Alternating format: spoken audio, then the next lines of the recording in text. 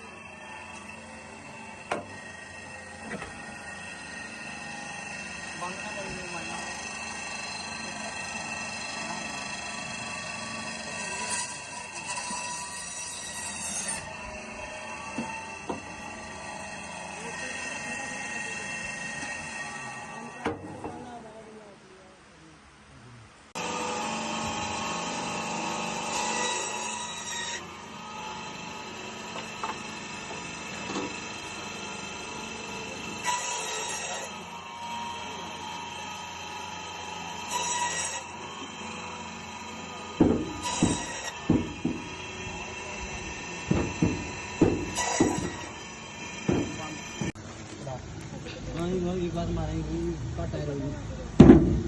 हां हाजी आ लो हाजी आ ना हाजी लोग देना तो खा